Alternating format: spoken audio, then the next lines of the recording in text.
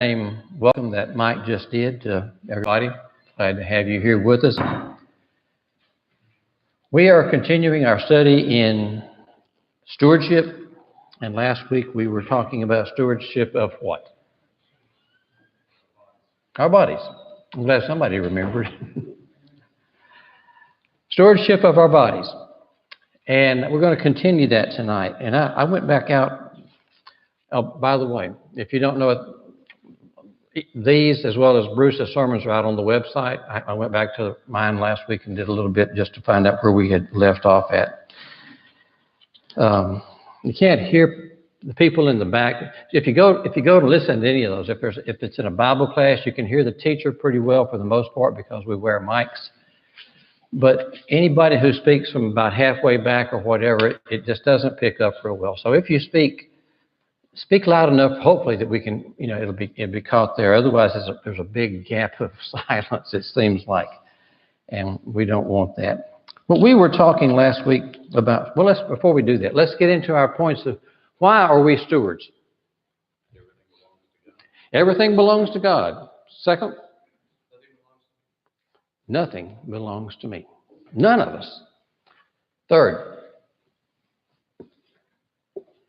God has given us instructions. First of all, He's given us a part of His estate for us to use while we're here in this life. Thirdly, or fourthly, come on, Mike, I'm counting on you. He's given us instructions on how we're to use those assets that we have, and they are assets. And last but not least, we will be held accountable and will give a reckoning, as the steward did in Luke, the 16th chapter. We left off, we had been talking about stewardship in our bodies with regards to putting things in our bodies that are not good to do. Alcohol and tobacco were a couple of the ones we did. I want to go back to that. I'm not trying to beat a dead horse here, but I found it interesting that regarding tobacco, this past Monday it was published on TV at CNBC.com. Published this around noon on Monday. It says the CDC, which is the Center for Disease and Control and Prevention, blames spike in teen tobacco use on vaping. The popularity of Juul, Juul, which is the one who does that. It says over the course of a year, now from 2017 to 2018, the number of high school students using tobacco products increased by, anybody want to take a guess? 38%, because of vaping. E-cigarettes drove the increase, they say. The use of other products remained stable. In 2018, nearly 21% of high school students, or roughly 3 million students, were vaping. Now, that doesn't affect us here because one, it's not about us, and I don't know how many people here use tobacco products. That's not my point. But we need to tell our kids, if you're having kids or whoever you're around, vaping isn't what they want you to think it is. Just like tobacco smoking or chewing tobacco or whatever other tobacco uses you have, there's nicotine in it, and we talked about that some last week. It's not a harmless thing that's being done. It looks like a little vapor that's coming out, but that vapor is loaded with the same things that cigarette smoke has in a lot of cases. And since it looks so tempting, and the first ones that came out, I think, had flavors to them, people started using them, primarily children. And they've tried to cut that back, at least with the authorities have. So it may not be a problem for you, and it may not be a problem, and it's not a problem for me. But it may be a problem for some people. So we need to keep those things in mind. And also, we touched on alcohol last week, and I don't know if I got into this point or not, but alcohol consumption, there was a study done in August of last year. at LifeScience.com had the headline, "There is no safe level of alcohol consumption." You know, for a while, the story was out that a little bit of alcohol was okay for you, good for your heart or this or that. And they won't come back and totally say that, well, there's not a reasonable level, but the studies are showing that there is no safe level. It will shorten your life. This says drinking alcohol in moderation is more harmful than previously thought, according to a new study that concludes that there is no safe level of alcohol consumption. It says researchers said that based on their results, public health campaigns should consider recommending abstinence from alcohol. That's not going to go over well with a lot of people. Businesses promote alcohol. Teens want to spend their time drinking alcohol. And it's just a problem. Mike. You look at Walker County, we've got the wettest dry county it's unbelievable. All you have to do is just drive down the streets of Conway, look in the ditches, and you can see evidence of people having a grand old time. And you read in the newspaper each and every day in police speak, and I'm sure that's just a small percentage of all the arrests that are made within a day, within an evening, or they have to be in the evening. I imagine the Monday paper, if it really reported everything, would be full of that. Whenever after the accident, we were looking, getting something, car on this past Monday, rental car. And the rental people said, they come in, people have to have cars on Mondays after weekend. And you know why a lot of it is? DWI. You get pulled over, arrested, you can't drive your car. So you don't have a car come Monday morning if you get out of jail or whatever it is. And it is. It's a terrible thing that we face such a epidemic. I don't know if that's a good word or not to use for it, but it's prevalent. I mean, it was that way when I was a kid, and it's not going to end until people realize that it's dangerous.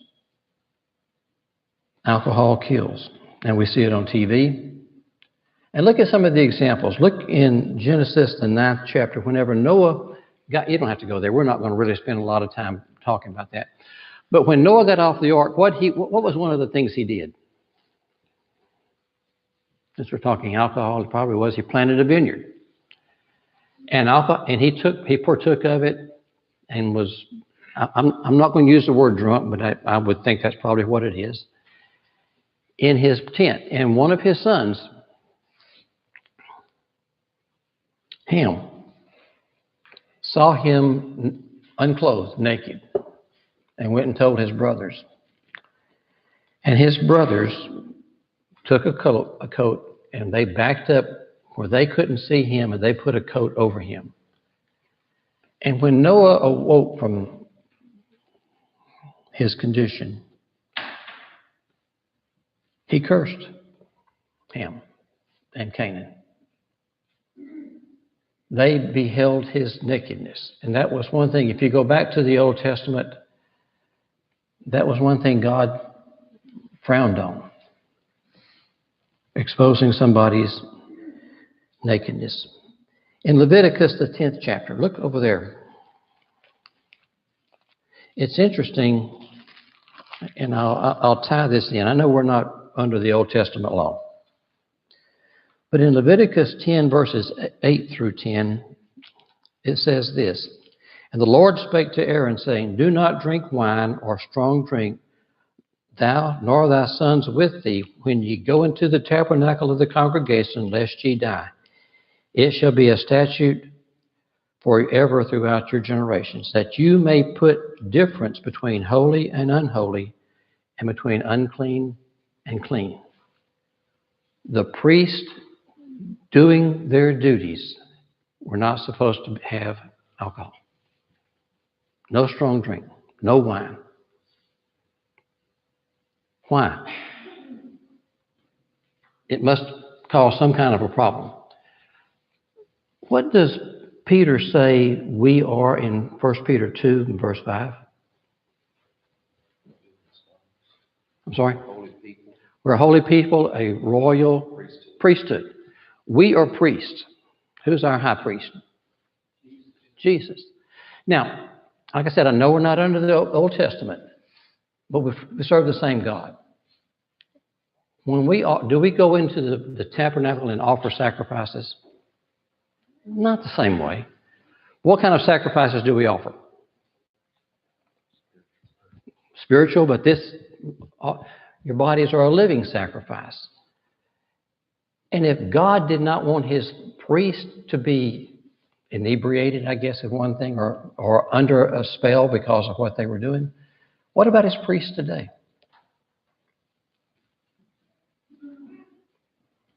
We are to be Romans 12, 1 through 2. And we'll move on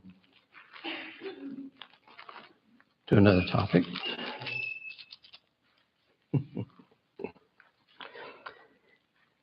He said, I beseech you, therefore, brethren, by the mercies of God, that you present your bodies a living sacrifice, holy and acceptable unto God, which is your reasonable, and I think some of them say spiritual service. Be not conformed to this world, but be ye transformed by the renewing of your mind, that you may prove what is that good and acceptable and perfect will of God. We present living sacrifices. And he said, and we're to be different. Whenever we became Christians, that put us in a different category. People who live differently, think differently, walk differently. And we're not to be like the world. And so we ought to leave those things off. Any comment before we go on to the... Okay. Yes, Tom. I think it's interesting in this Leviticus chapter 10 and verse 9, where it's talking about the priests who drink wine and strong drink. That's in the same chapter where it talks about Nadab and Abihu offering the strange sacrifice, the strange fire before God. So I don't know that it's, there's a lot of speculation that Nadab and Abihu may very well have been drunk. Really? When they offered the strange fire. And they may have. But it shows, for one thing, they were not paying attention to what God had told them, because he had forbidden strange fire to be offered on sacrifice, to be offered that way.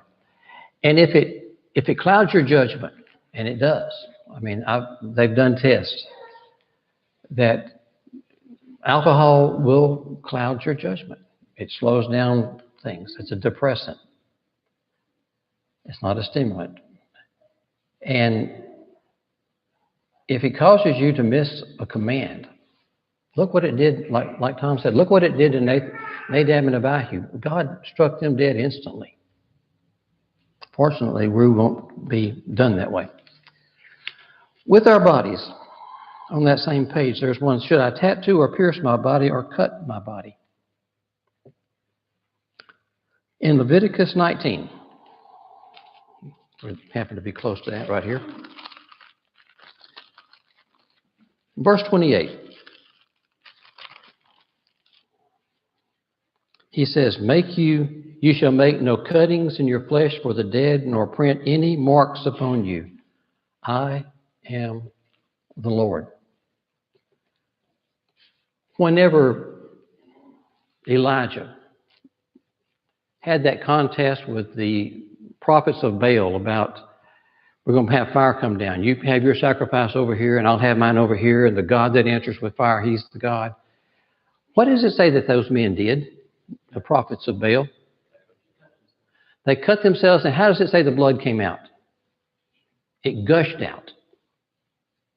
That's not how we serve God. But if we start taking our body and marking it and cutting it, putting things on it that we shouldn't, I don't think that's acceptable. I don't know that Austin remembers this or not, but whenever I fought Clay on a few issues. And one of them was he came to me one time and he wanted to take a knife and cut his initials into his arm or something of that place. And I said, no. Well, he came back with another offer. He wanted to take a hot paper clip, and burn them into it. And I told him, no. But then I said, yeah, I'll tell you what. Yeah, but you got to put it right there in the middle of your forehead. He finally dropped it. But people go through some silly things, and kids do. They want to mark their bodies. And when you put tattoos on your bodies and drawings or whatever they end up tattooing on it, and there's some,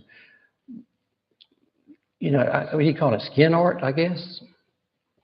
Who is that? Whenever you have your body covered with something, and it may even be beautiful, who's that glorifying? Yourself and the guy that did it. There was a commercial about one of those guys. Hey, yeah, I'm pretty good. Well, I want just pretty good. I want the best. Well, God wants the best. Our bodies aren't supposed to be done that way. We're not canvas. We're not art canvas. And we need to be different from the world. Part 7 here. I am a steward of my body for the use of my tongue. And I think we could spend weeks probably talking about that one. The Bible makes it very clear that our tongues are very, very powerful.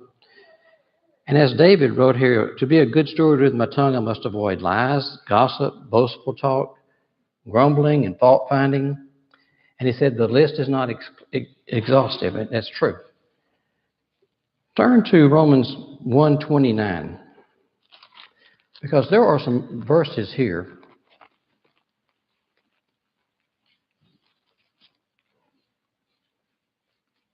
we won't be able to give a whole lot of time to all the different parts that we have here, but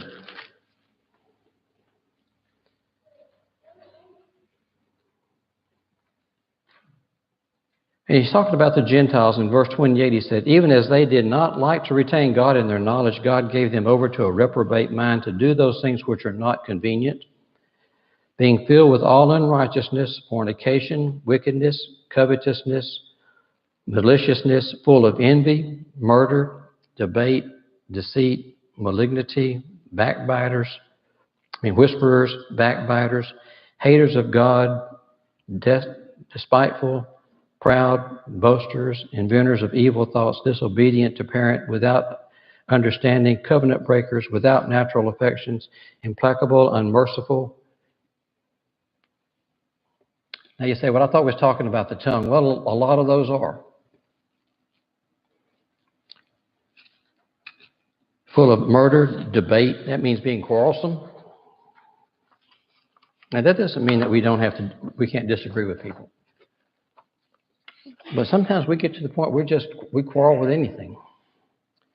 Deceit, trick, that word for deceit is to trick and bait changing. It means being dishonest. If you're talking to somebody about one thing, then you've changed it.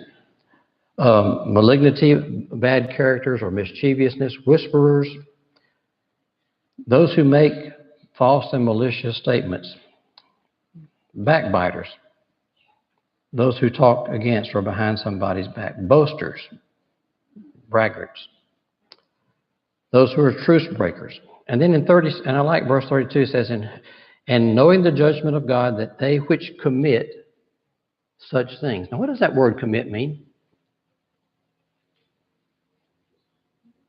Did you do them, right? How do you do them? All these evil things that we've talked about here, aren't they done with our lips or some part of our body?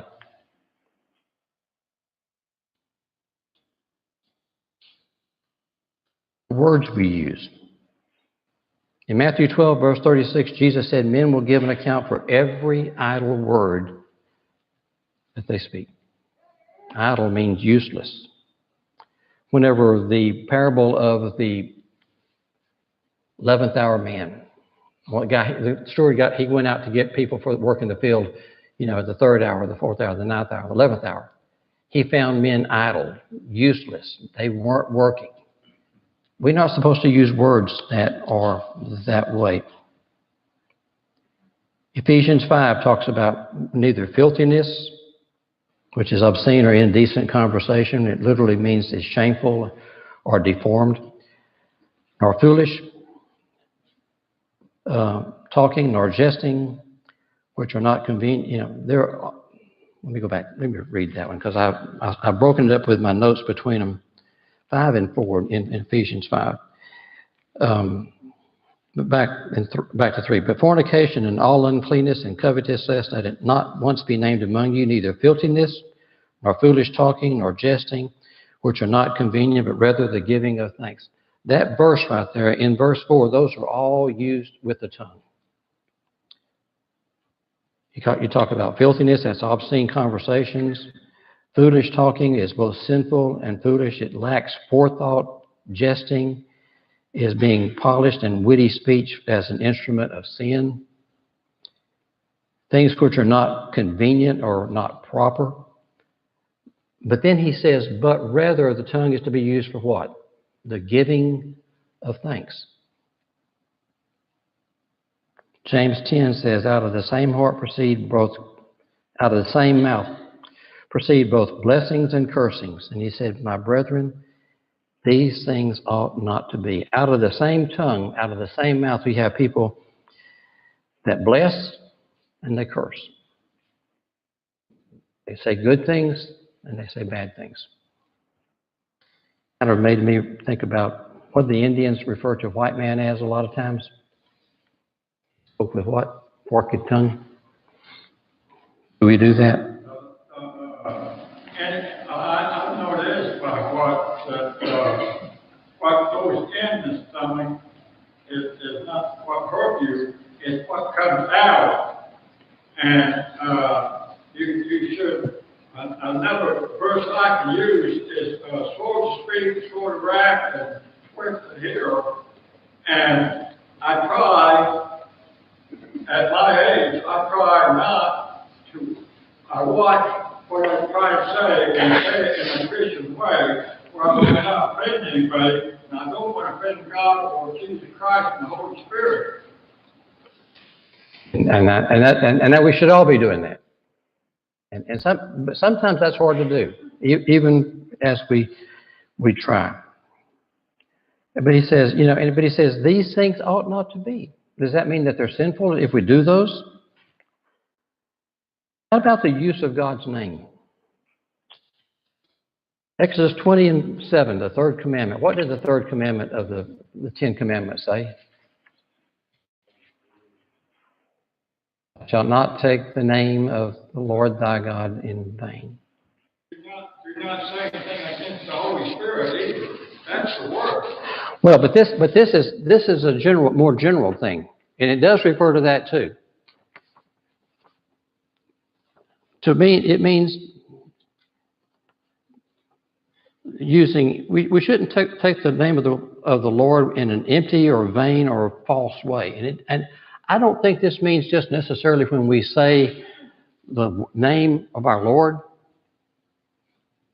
because let's go to another verse here.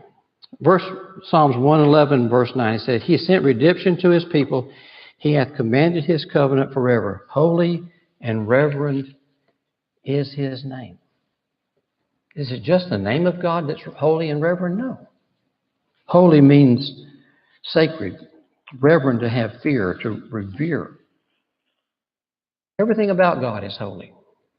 Everything about God is reverend. It's interesting. On website Shabbat.org, which is a website that some people have asked some of the Jews about some of the things that they believe. Rabbi Baruch Davidson answered a question, and this person had asked about the Jews not wanting to say God's name. And this is a quote. And whenever I would use the word God's here, they spell it, they do not put the O in. They put a dash. They put G-D for God's name. Okay, so we Jews have an absolute obsession with avoiding uttering God's, and I'm going to do that 3 times that word there. It's just got the dash there. Actually, we are careful not to pronounce God's name except when reading the Torah or in our prayers. Although this verse is classically interpreted as referring to a senseless oath using God's name, the avoidance of saying God's name extends to all expressions except prayer and the Torah and the study of the Torah. Now think, they were so concerned about saying God's name in vain that they don't say God's name. They say something else. They will not speak God's name directly. But look, what did Paul speak of God? Paul in Romans 1:9 said that God is my witness, calling him a witness. What's one of the phrases, I'm just going to use the initials, but we hear OMG in just about everything. Something happens and those three words come out. Is that right? Why would you, and I don't know, why do people say that? I mean, there's other things. I understand when we get something is way out of the ordinary, we may say something like, wow, or, but they've gotten to the point that they take God's name in vain on almost everything. And it's not right to even do it on those. Exactly. Mike said we've cheapened God's name. And you're right. We're bringing God down to our level, or trying to. The Democrats, and I'm not going to blame just them, but it says that they're trying to take God out of politics. There was a draft from the House of Representatives Committee on Natural Resources that said they're asked witnesses whenever they give them their oath, or to recite only, do you solemnly swear or affirm under penalty of law that the testimony that you are about to give is true, the whole truth, and nothing but the truth?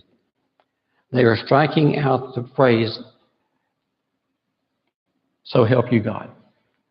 Now, people have had some concerns about that. So a lot of times when you go to court, you just have to say, you take an oath that, yes, I'm going to tell you the truth.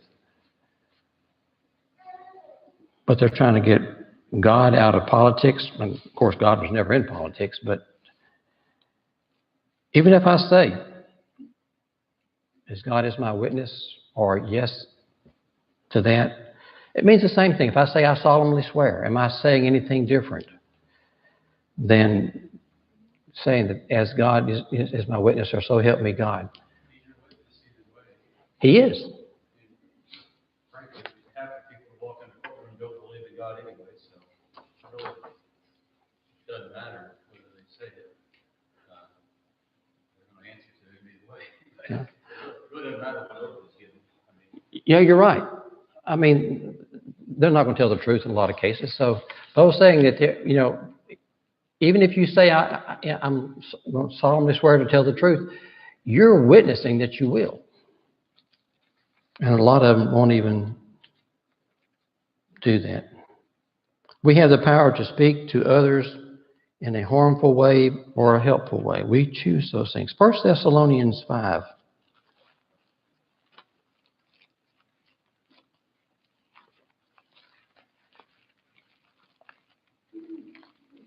Find it in a minute here.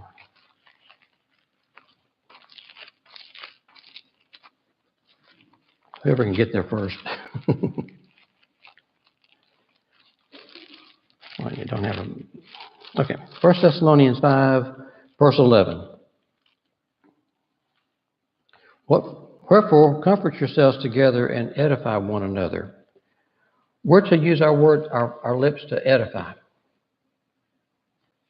not to tear down. And whenever we use God's name the way that is being used, then we are. Because and what David had written here was, I have the power to speak to others in a helpful way or a harmful way, and a good steward is going to do it in a helpful way.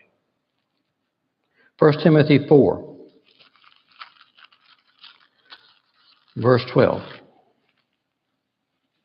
Let no man despise thy youth, but be thou an example of the believer in word, in conversation, in charity, in spirit, in faith, and in purity. I've got a duty to be an example, and a good one. I mean, all of us are examples, one way or the other. But we're to be good examples. Turn to Galatians 5. We're going to talk about resisting the works of the flesh.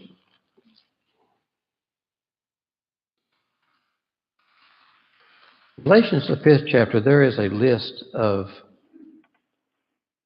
works of the flesh, beginning in verse 19. But go back to verse 18. If you be led by the Spirit, you are not under the law. This is King James wording. Now the works of the flesh are manifest, which are these: adultery, fornication, uncleanness, lasciviousness, idolatry, witchcraft, hatred, variance, emulations, wrath, strife, seditions, heresies, envyings, murders, drunkenness, revelings. And then, if that's not enough, he says, and the such like. Of the which I tell you, as I have also told you in times past, that they which do such things shall not inherit the kingdom of God. All those things right there are works of the flesh, things that people do with their bodies.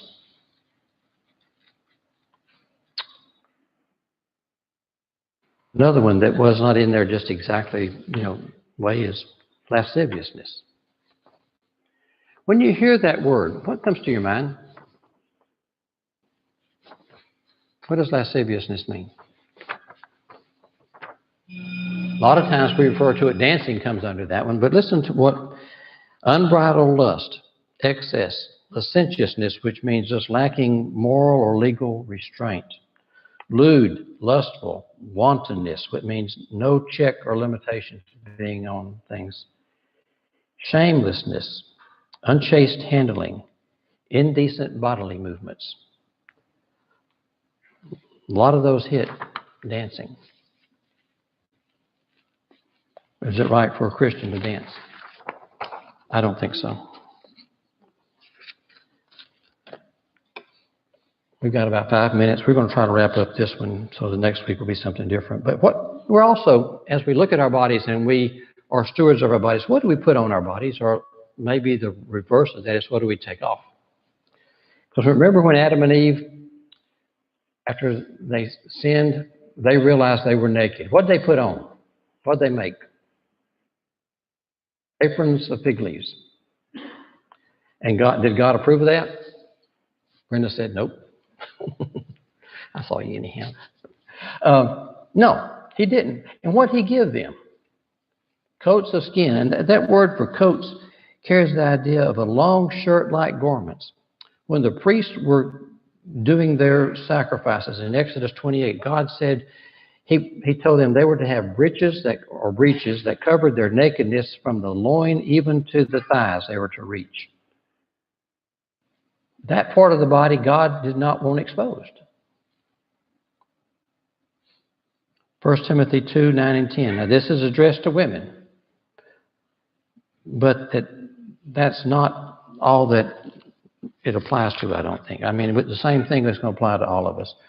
1 Timothy 2, 9 and 10. In like manner, women adorn themselves in modest apparel with shamefacedness and sobriety, not with broidered hair or gold or pearls or costly array, but that which becometh women professing godliness with good works. Women are to dress modestly. How are men supposed to dress? How did he dress Adam? How did he dress Eve? The same way.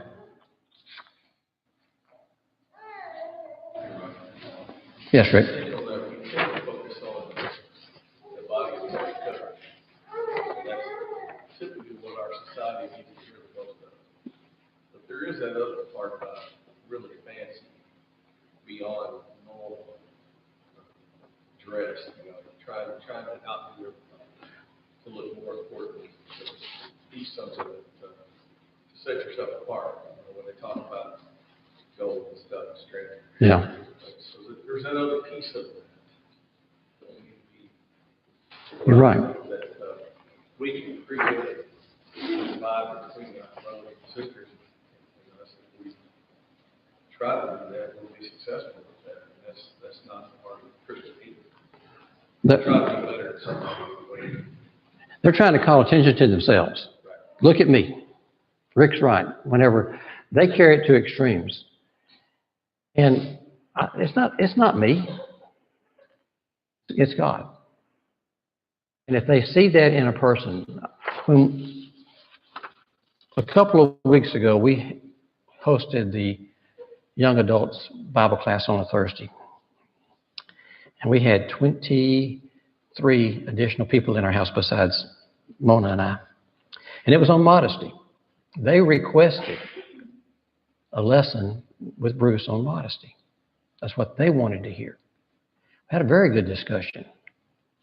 And it's good to see young people that are interested in applying those principles in their lives.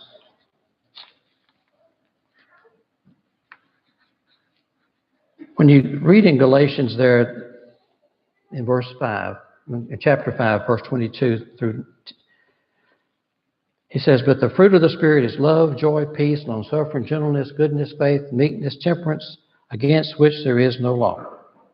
And they that are Christ have crucified the flesh with the affections of and lust. If we live in the Spirit, let us walk in the Spirit."